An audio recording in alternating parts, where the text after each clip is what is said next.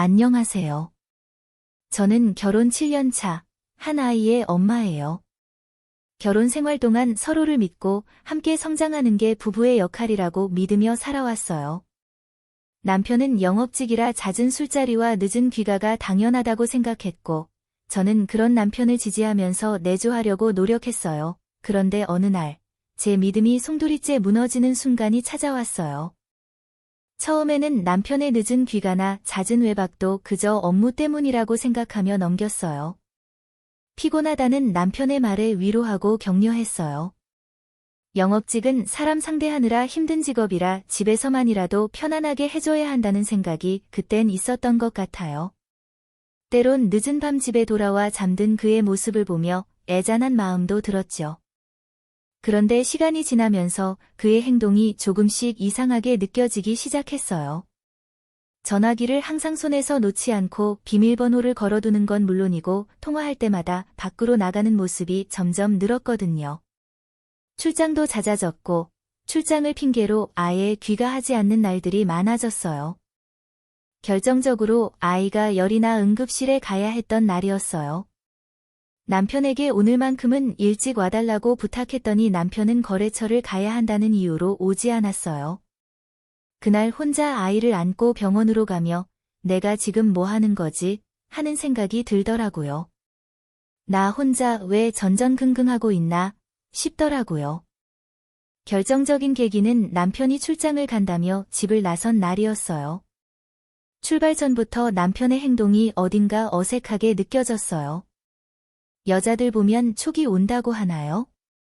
지금까지 참 눈치 없다는 이야기를 많이 듣고 살았는데 느낌이 딱 오더라고요. 가방을 쌀 때도 초조해 보였고 벨소리가 울리자마자 서둘러 다른 방으로 나가곤 했거든요. 평소에는 어디 거래처라며 퇴근하면 전화도 잘 받지 않던 사람이 출장 당일 밤 저는 남편에게 영상통화를 걸었지만 몇 번을 시도해도 받지 않았어요.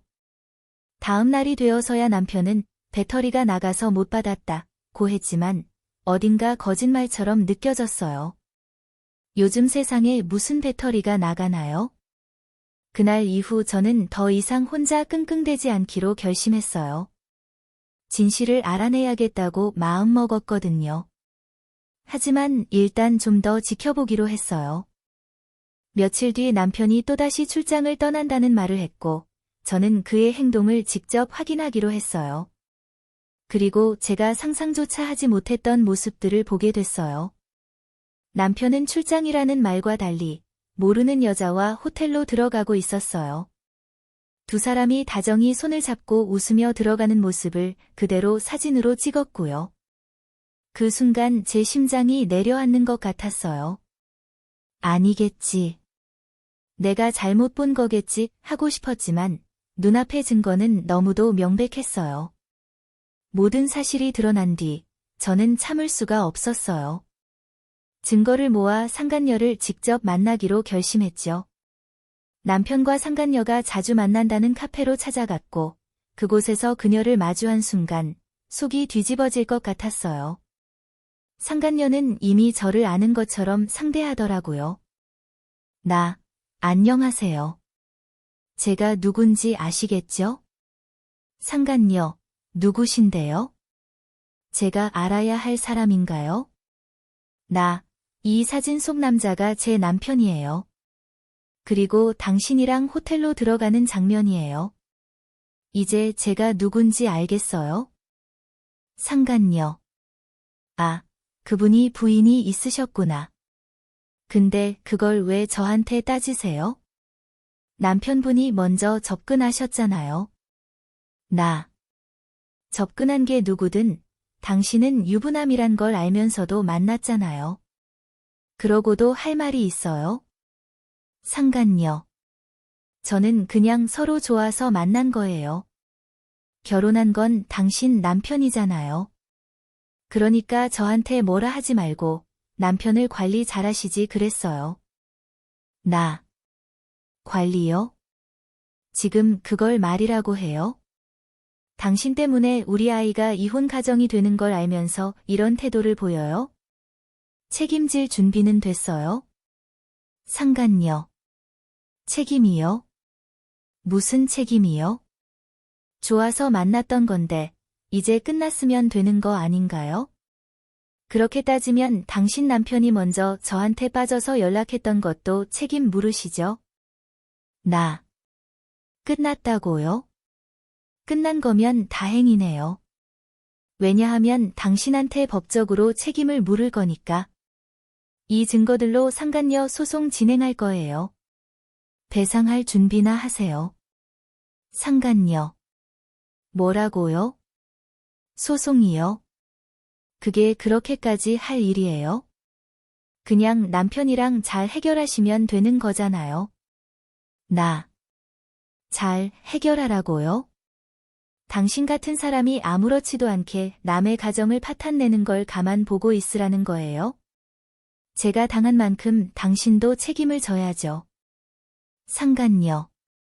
어휴, 정말 답답하네. 그래서 뭐 어쩌겠다는 거예요? 법적으로 뭘 해도 제가 크게 손해볼 것도 없어요. 나. 그건 법원에서 판단하겠죠. 배상금 액수가 얼마가 나올지 기대하세요. 아, 그리고 남편하고 헤어졌다지만 이 증거는 당신 인생 내내 따라다닐 거예요. 그러니 가볍게 생각하지 마세요. 상간녀는 말문이 막힌 듯 고개를 떨구며 아무 말도 하지 않았어요. 그 순간에도 저를 노려보는 그녀의 뻔뻔한 표정이 잊히지 않아요. 그날 이후 저는 상간녀를 상대로 법적 소송을 진행했어요.